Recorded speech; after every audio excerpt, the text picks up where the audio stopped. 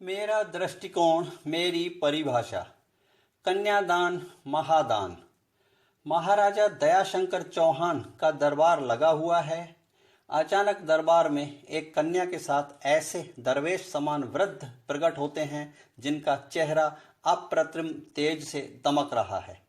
नूर सा टपक रहा है उनके चेहरे से। फरिश्तों की सी शख्सियत का मालिक वो वृद्ध महाराजा से आग्रह करता है कि मेरे साथ की कन्या को राजा अपनी छत्रछाया में ले ले और अमानत के रूप में उसके योग्य लालन पालन की जिम्मेदारी ले, ताकि वो निश्चिंत होकर आगे की यात्रा को जा सकें। राजा ख्याति प्राप्त भला दयालु इंसान था। खानदानियत उसे पुरखों से विरासत में प्राप्त थी। सहर्ष ही उस कन्या को स्वीकार करके उन्होंने महारानी की गोद में डाल दिया और महाराजा और महारानी दोनों ने उस दरवेश को वचन दिया कि वो उस कन्या को अमानत के रूप में पाल पोस कर उसके बड़ी होने पर योग्य वर के साथ धूमधाम से ब्याह भी करा देंगे। राजा ने दरवेश को प्रेम पूर्वक दुशाला ओढ़ा के मान सम्मान से विदा किया। दरवेश संतुष्ट भाव चेहरे पर लिए आंखों से ओझल हो गया। पूरे संरक्षण भाव से कन्या का लालन पालन महारानी की देख रेख में हुआ। उसकी पढ़ाई लिखाई के साथ साथ योग्य हुनर में उसे पारंगत किया गया। भरपूर नैतिक शिक्षाओं के साथ साथ संस्कारों के सांचे में ढाला गया। महारानी के साथ साथ महाराजा की भी वो लाडली कन्या दोनों के मन में मोह पैदा कर चुकी थी।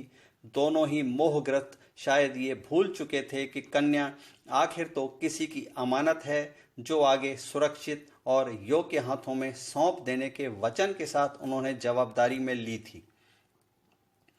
कन्या बड़ी हुई और केवल सामाजिक नहीं बल्कि सृष्टि की परंपरा का निर्वाह करते हुए उसे हर संभव अच्छे घर और वर को सौंप दिया गया। कन्या का कन्यादान दोनों ने भरे हृदय से करके अश्रुपूरित आंखों से उसे विदा किया। राजकन्या की विदाई के बाद दोनों ही उदास और व्यथित से रहने लगे।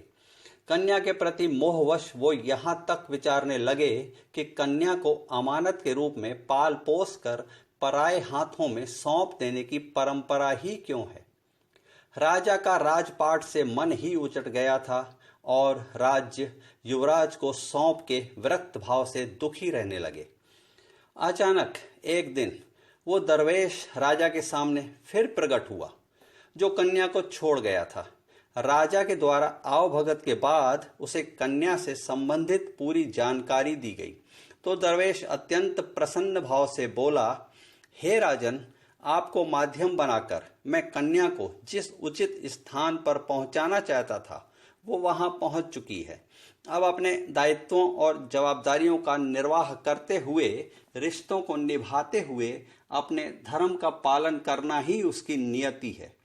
सुख दुख जीवन की धूप छांव है, बाकी उसके नसीब अब उसके उसी संसार से जुड़े हुए हैं। उसी संसार में ही उसे अपने जन्म की सार्थकता सिद्ध करनी है और वहीं उसे पूर्णता प्राप्त करनी है। हे राजन, आपका मोह और दुख व्यर्थ है। जाते हुए आपने मुझे दुशाला भेंट किया था।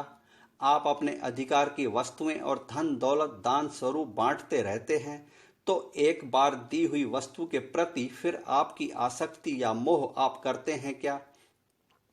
तो फिर शास्त्रों में कन्यादान तो महादान माना गया है। फिर उस दान पर आपका हक व अधिकार पूर्ण हो जाता है।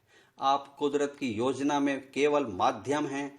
उसी परंपरा के अंतर्गत अब जिसने अपनी कन्या का कन्यादान करके आपको बहू के रूप में सौंपा है, आपका धर्म कहता है उसी बहू पर पूरा ध्यान, प्रेम, वात्सल्यता, मोह केंद्रित कीजिए। उसी के सुखी होने की कामना कीजिए, तो उसी के सुख से आपकी कन्या के सुखी रहने के तार जुड़े हैं। पूरी तन्मयता से ऐसे अनमोल वचन सुनते हुए महाराजा ने अपनी निगाहें ऊपर उठाईं तो वो चेहरे से नूर टपकाता हुआ दमकते और तेजस्वी चेहरे वाला दरवेश अंतर्ध्यान हो चुका था।